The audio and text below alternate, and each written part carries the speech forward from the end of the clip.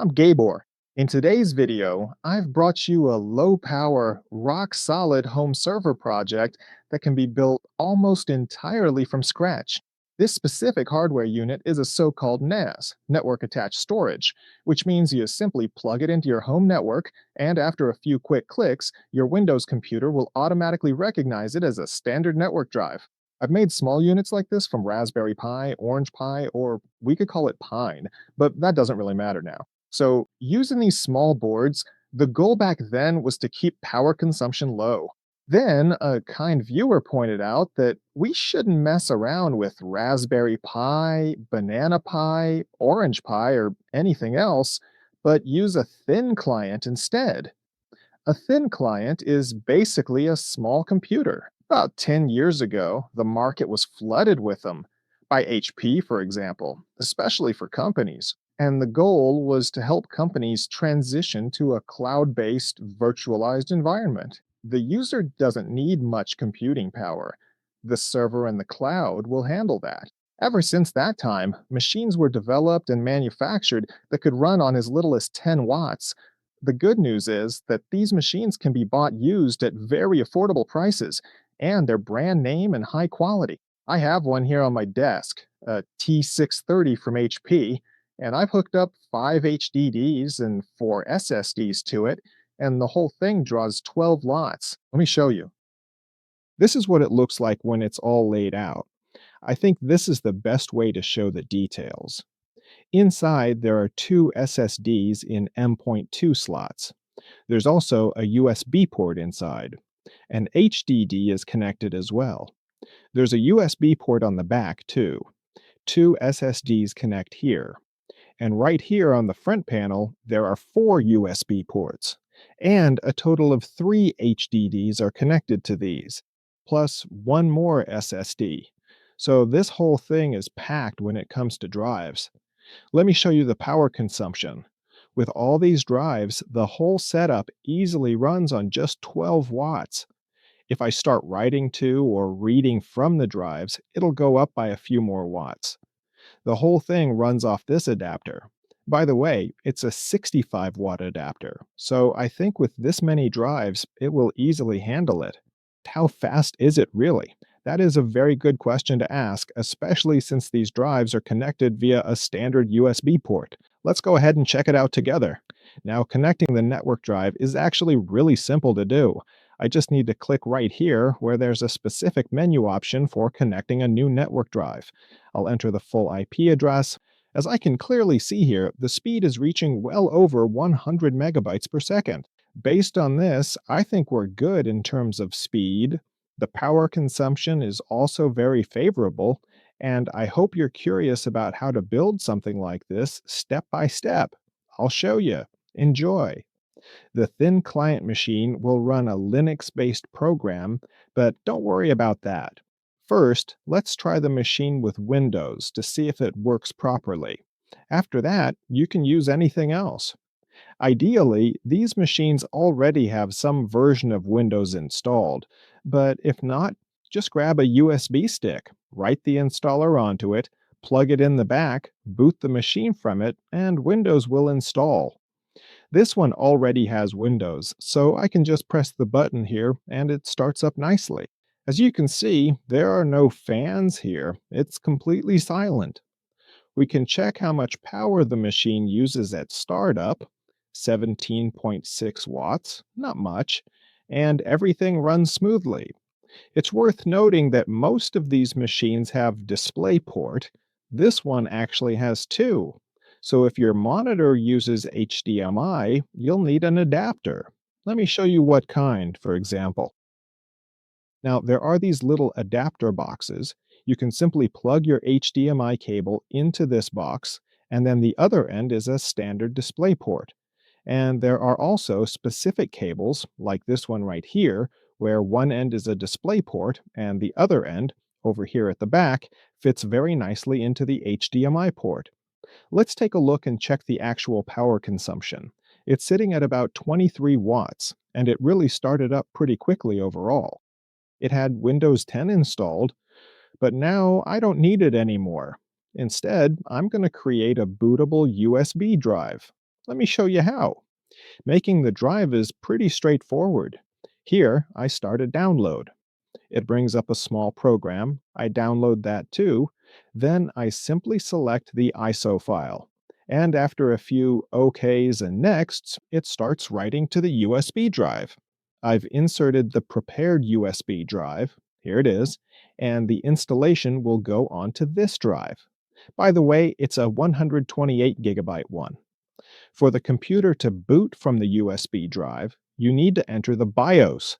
The first step should be to go into the security section here, enter the secure boot menu, press F10, and disable it.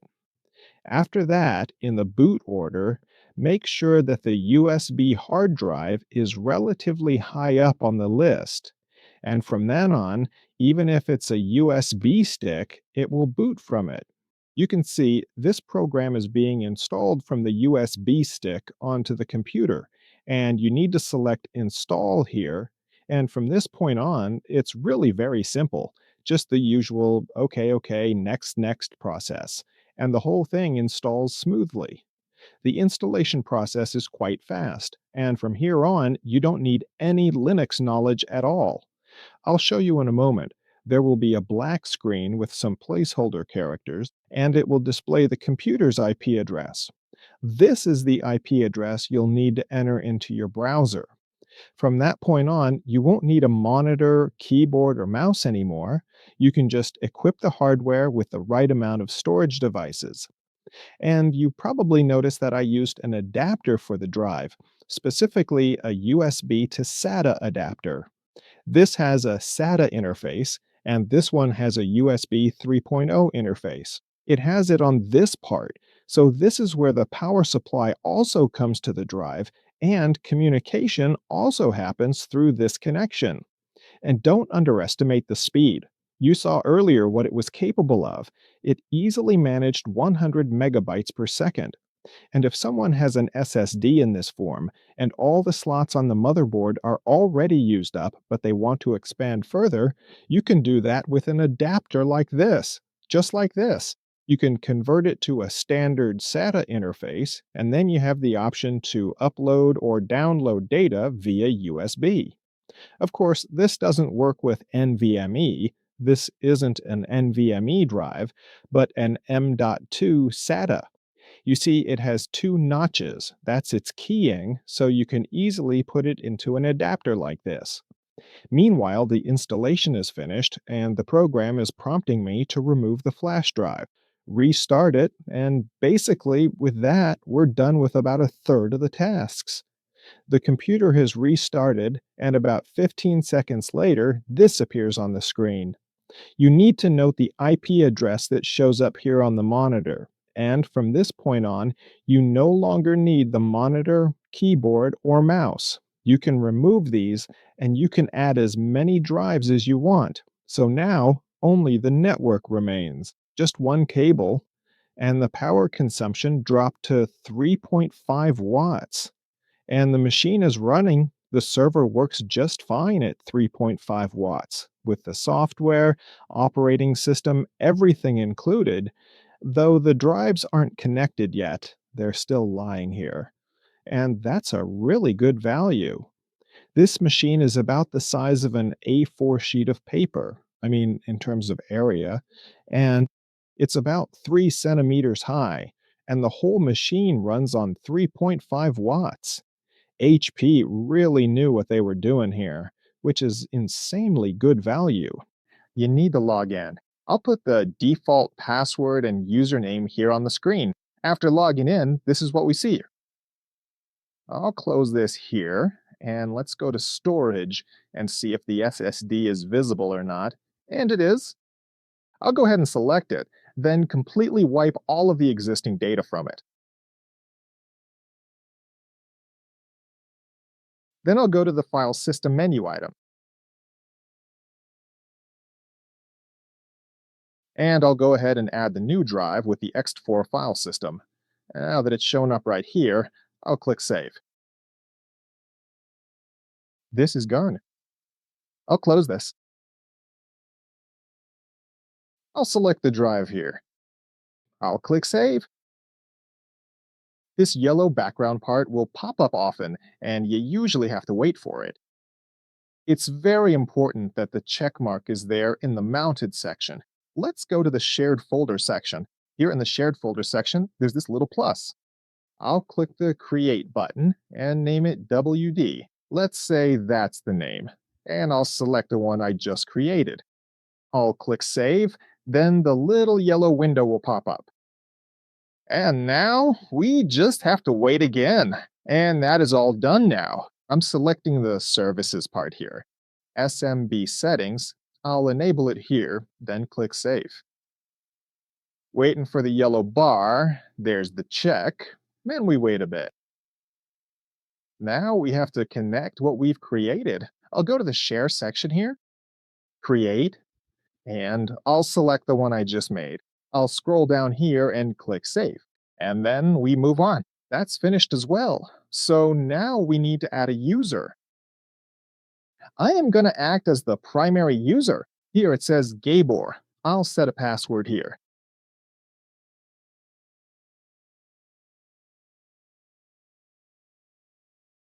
And now all that's left is to share it for read and write. I'll click right here, then this menu item appears. Read write is already selected. Click Save, and basically with that, we are all finished and ready to go. Choose the option to connect a network drive, manually enter the IP address, and if we're lucky, after browsing through the list, the machine will already see it. If we're all lucky, then everything should work smoothly and without any issues.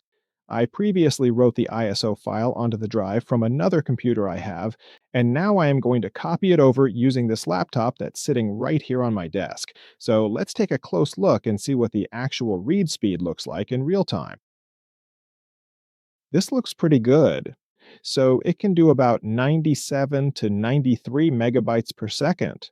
I think anyone would be satisfied with that on a small server like this. Now, how much power does it use when I'm reading from this SSD? I'm about to start the read test. This is the idle state, 3.7. Now let's go ahead and initiate a full read operation from it, and let's see how the power consumption changes here. It has actually jumped up to 13.5 watts now. So right here, I am copying the data over quite nicely. It is going directly onto this SSD. As you can see, the transfer speed is holding up quite well. And at this point, the whole thing will draw about 13 watts. Now, I'm going to set up the Hedgehog configuration, where I connect as many drives to this as I possibly can using whatever I have here on my desk. But before I load this whole thing up with drives, it's worth taking a look at this part. This SSD is this short, and this one is this long. Its size is 22-8. This one is 22 by 42. Here, the 42, or here the 80, refers to the length. And now there's also one HDD connected. The power consumption is currently 5.6 watts, so it's not much. Now, the drive should appear right here. Here it is, right at the bottom of the list. And after that, once it's finally there, you really need to go through all the specific steps I showed you earlier. Because here, where the file system is located, basically only the drive I added earlier is present, but this new one isn't showing up yet. And to get it properly mounted, you have to carefully go through everything as I showed.